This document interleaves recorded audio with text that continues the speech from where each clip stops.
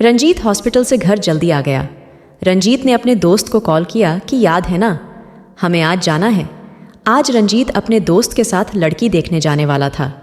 तैयार होकर दोनों लड़की वालों के यहाँ पहुँच गए।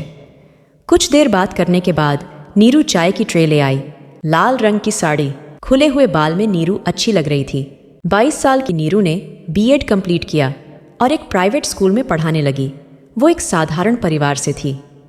कुछ देर रंजीत और नीरू ने अकेले में बातें की और दोनों ने एक दूसरे को पसंद कर लिया। कुछ दिनों के बाद शादी की तारीख भी तय हो गई। शादी बड़ी ही धूमधाम से हुई। बारात विदा हुई। कार में रंजीत, नीरू और रंजीत का दोस्त बैठा था। कुछ देर बाद रंजीत का मोबाइल बजा। रंजीत ने ड्राइवर से कहा, कार साइड में रोक दो, और कार से उतरकर बातें करने लगा। नीरू ने पूछा, इतनी देर रंजीत किससे बातें कर रहा है? तब रंजीत के दोस्त ने कहा, डॉक्टरों को चैन कहाँ, कभी भी कोई इमरजेंसी कॉल आ जाता है। नीरू का मन ये सुन थोड़ा शांत हुआ। नीरू रंजीत के घर आ गई। रंजीत के घर में बहुत कम मेहमान थे। उसकी भुआ, मौसी और कुछ जान पहचान वाले। सभी रस्में उन्होंने नहीं निभाई। 2-3 दिनों के बाद सभी अपने घर चले गए। अब घर में रह गए रंजीत और नीरू। रंजीत ने नीरू से पूछा, तुम हनीमून के लिए कहाँ जाना चाहती हो? नीरू ने कहा, जहाँ आप ले जाए, मुझे तो बस आपके साथ समय बिताना है। रंजीत ने सोचा, नीरू को अपने गांव की पुश्तैनी हवेली ले जाता हूँ। वहाँ चारों ओर बहुत हरियाली है और वो जगह पहाड़ों से भी घिरी है।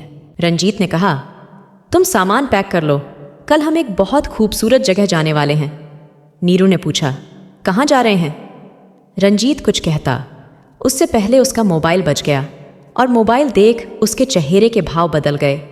वो कमरे से बाहर बालकनी में जाकर बात करने लगा। नीरू ने फिर सोचा, आखिर ऐसा कौन सा ज़रूरी कॉल आ जाता है जिसे देख रंजीत चिंतित हो जाते हैं और सब छोड़ बात करने लगते हैं। कुछ देर बाद जब रंजीत कमरे में आया तो नीरू ने पूछा, किसका कॉल था? रंजीत ने कहा, वो सब छोड़ो, चलो आज हम मूवी देखने चलते हैं। जल्दी से तुम तैयार हो जाओ। नीरू तैयार होने लगी, पर मन तो उसका उस सवाल से घिरा था कि रंजीत ने क्यों नहीं बताया किसका कॉल था। फिर दोनों मूवी गए और देर रात घर आए। अगले दिन कार से गांव जाने के लिए निकल गए। बहुत ही सुंदर नज़ारा था। कहीं कहीं रुककर दोनों ने तस्वीरें भी लीं। 3 घंटे के सफ़र के बाद वे पहुंच गए। गांव चारों तरफ से पहाड़ों से घिरा हुआ था। जैसे ही हवेली आई और नीरू कार से उतरी, हवेली को देख हैरान हो गई। नीरू ने देखा, हवेली के बाहर लिखा था, शाही हवेली। नीरू ने पूछा, ये हवेली किसकी है? रंजीत ने कहा, यह हवेली मेरे पिता की है। वो अपने माता पिता की इकलौती संतान थे, तो उनके पिता ने ये उन्हें दी थी। फिर एक 22 साल की लड़की हवेली में से बाहर आई। उसे देख रंजीत ने नीरू से कहा, ये प्रेमा है, मीना काकी की बेटी है। पहले काकी हवेली की देख रेख करती थी, अब प्रेमा करती है। प्रेमा सारा सामान अंदर ले गई। नीरू भी उसके साथ अंदर चली गई। देखती है हवेली बहुत ही सुंदर है, कई कीमती और पुरानी चीज़ों से सजी हुई है। उसने ऐसी आलीशान हवेली कभी नहीं देखी थी। प्रेमा नीरू से कहती है, भाभी आप मुंह हाथ धो लो, मैं खाना लगाती हूँ। नीरू कमरे में जाती है, देखती है। बड़ा ही आलीशान कमरा है। सुंदर पेंटिंग, झूमर, सोफे, कालीन, ये सब उसने पहले कभी नहीं देखा था। दोनों खाने के बाद कुछ देर आराम कर घूमने निकल गए। चारों तरफ हरियाली, सुंदर दृश्य, छोटे छोटे कई तरह के रंग बिरंगे फूल, बड़े बड़े पहाड़, झरना, सब कुछ नीरू को बेहद पसंद आया। अगले दिन नीरू ने प्रेमा से कहा, आज मैं विनय की पसंद का खाना बनाऊंगी, तुम मेरी मदद करना। नीरू ने सारा खाना रंजीत की पसंद का बनाया। रंजीत खाना देख बहुत खुश हुआ। जैसे ही रंजीत ने 1-2 निवाले खाए, फिर उसका फ़ोन बजा। ये देख नीरू कहती है, रंजीत पहले खाना खाओ, ठंडा हो जाएगा, फिर फ़ोन पर बात करना। पर रंजीत नीरू की बात को नज़रअंदाज कर फ़ोन उठाकर बात करते हुए बाहर चला गया। नीरू सोच में पड़ गई, आखिर किसका फ़ोन है जो मुझे नज़रअंदाज कर मेरे बनाए खाने को भी यूं छोड़ चले गए। कुछ देर बाद रंजीत अंदर आया और नीरू से कहता है, सॉरी। नीरू ने पूछा, किसका कॉल था? पर रंजीत बात को पलट देता है और कहता है, बड़ी ज़ोरों से भूख लगी है, खाना खाते हैं। और नीरू को अपने हाथों से खाना खिलाने लगता है। फिर शाम को वे दोनों गांव घूमने जाते हैं। दोनों बैलगाड़ी में बैठ खेतों में घूमते हैं। पेड़ पर से बैर और आम तोड़कर खाते हैं।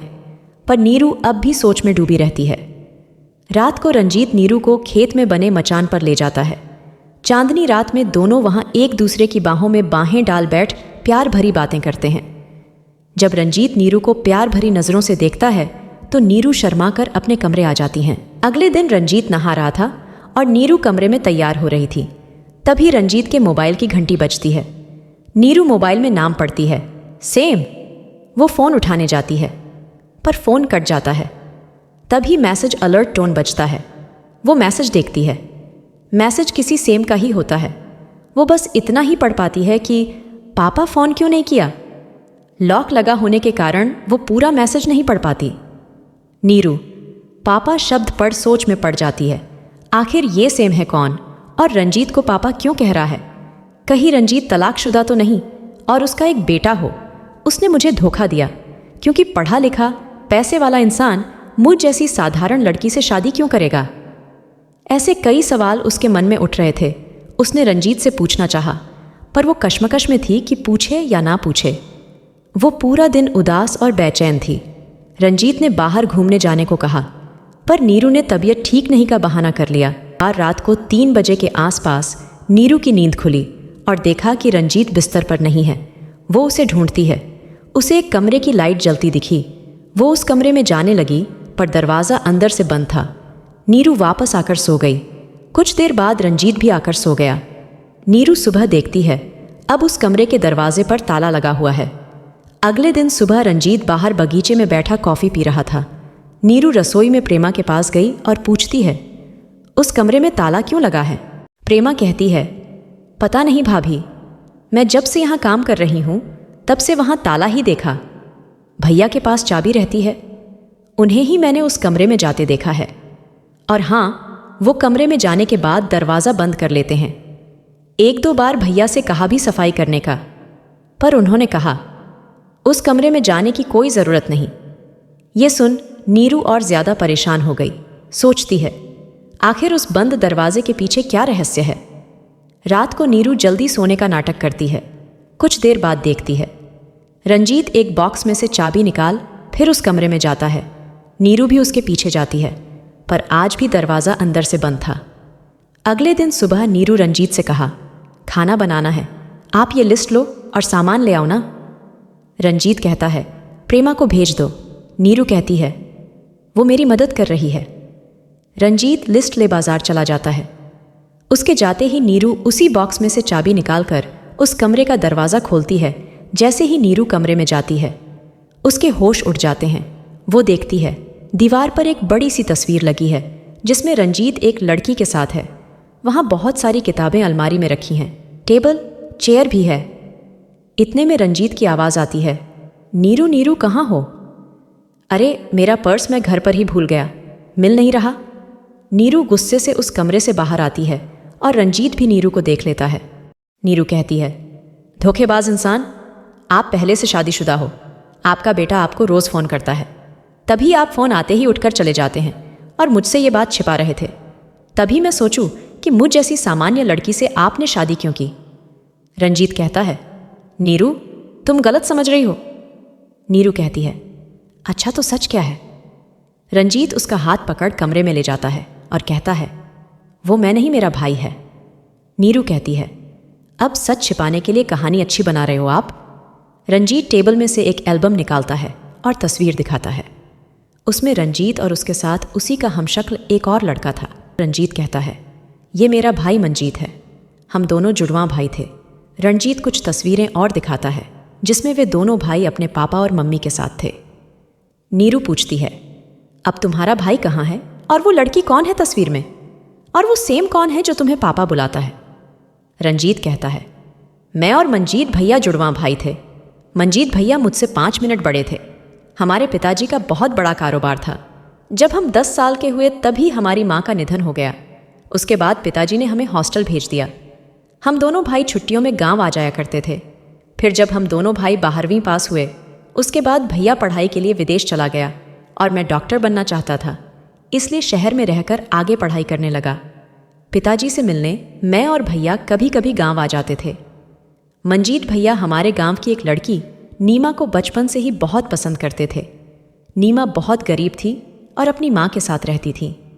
पिताजी और मुझे मंजीत भैया की नीमा से दोस्ती पसंद नहीं थी, क्योंकि हम दोनों को ऐसा लगता था कि वो भैया से नहीं उनके पैसों से प्यार करती है। भैया की विदेश से डिग्री पूरी हुई और वो कुछ दिनों के लिए गांव में रहने के लिए पिताजी के पास आए, पर मैं नहीं आ सका क्योंकि मेरी परीक्षाएं चल रही थीं।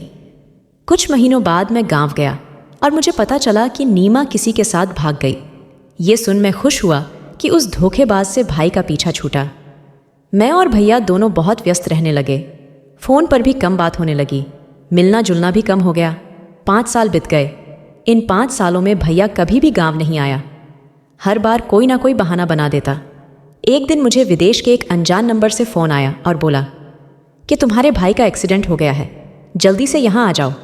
मैं वहाँ पहुँचा तो भैया जिंदगी की आखिरी सांसें गिन रहे थे। उन्होंने मुझे कहा, मैंने तुझे यहाँ कुछ बताने के लिए बुलवाया है, और बताया कि जब वो डिग्री कंप्लीट कर पिताजी से मिलने कुछ दिनों के लिए गांव आए थे, तब उनका नीमा से मिलना जुलना रोज़ होता रहा और वे विदेश वापस चले गए। बाद में उन्हें पता चला कि नीमा गर्भवती है।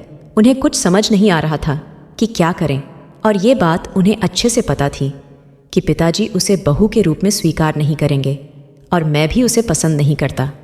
इसलिए भैया ने अपने दोस्त की मदद से नीमा का पासपोर्ट बनवा लिया और उसे विदेश बुलवा लिया। वहाँ उन दोनों ने शादी कर ली। फिर नीमा ने एक बेटे को जन्म दिया। उसका नाम सेम रखा। वो खुश थे और बताना चाहते थे, पर डरते थे कि कहीं मैं और पिताजी उनसे नाराज़ होकर हमेशा के लिए रिश्ता न तोड़ लें। वो और नीमा किसी काम से बाहर गए थे और उनके साथ हादसा हो गया। नीमा वहीं चल बसी और भैया ने बताया, सेम घर पर उसकी आया के साथ है, अब तुझे उसका ख्याल रखना है। और ये कहते कहते कुछ देर बाद भैया भी चल बसे। जब मैं भैया के बताए हुए पते पर उनके घर गया तो सेम मुझे पापा समझ मेरे गले लग गया। मैं उसे सच बता ना सका, बस इतना ज़रूर बताया कि उसकी मम्मी अब कभी लौट कर नहीं आएंगी। फिर मैं सेम को लेकर यहाँ आ गया। 1 साल सेम को मैंने अपने साथ रखा, फिर हॉस्टल भेज दिया। पिताजी भी चल बसे। आज सेम 9 साल का हो गया और शहर के हॉस्टल में रहता है। जानती हो नीरू, ये कमरा भैया का था। वे जब भी गांव आते इसी कमरे में रहते। एक दिन मैंने इस कमरे में नीमा और भैया की तस्वीर देखी तो उसे बड़ा करके यहाँ लगवा दी। इस कमरे में भैया की यादें हैं और मैं नहीं चाहता कोई इस कमरे में आए, इसलिए मैंने इसे बंद कर दिया। मैं ही इसकी सफाई करता हूँ और जब उनकी याद आती है या बेचैन होता हूँ तो यहाँ चला आता हूँ। तब ऐसा लगता है भैया मेरे साथ ही है। ये सब बताते बताते रंजीत की आंखें नम थीं। नीरू की आंख भी भर आई थी। नीरू ने पूछा, ये सब मुझे पहले क्यों नहीं बताया? रंजीत ने कहा, नीरू, यदि मैं ये बात किसी भी लड़की को बताता तो वो कभी भी सेम को स्वीकार नहीं करती। हो सकता है सेम के मुझे पापा कहने पर भी एतराज़ करती और उसे सच बता देती। मैं ये सच में कभी सेम को नहीं बताना चाहता कि मैं उसका पिता नहीं चाचा हूँ। वैसे भी वो हॉस्टल में रहता है, इसलिए मैंने सोचा जब तुम थोड़ा मुझसे घुल मिल जाओगी तब बता दूंगा। नीरू ने कहा, मुझे माफ़ कर दो, मैंने शक किया। और रंजीत, मैं कभी भी सेम को नहीं बताऊंगी कि आप उसके पापा नहीं चाचा हो। नीरू फिर मुस्कुराकर बोली, मैं भी सेम की माँ बनने की कोशिश करूंगी। नीरू के मुंह से ऐसी बात सुन रंजीत नीरू को प्यार से गले लगा लेता है। तो दोस्तों, आपको हमारी ये स्टोरी कैसी लगी? आप अपने राय कमेंट में ज़रूर बताएं। और हाँ दोस्तों, स्टोरी पसंद आए तो स्टोरी को लाइक और शेयर ज़रूर करें, और चैनल पर नए हैं तो चैनल को सब्सक्राइब ज़रूर करें।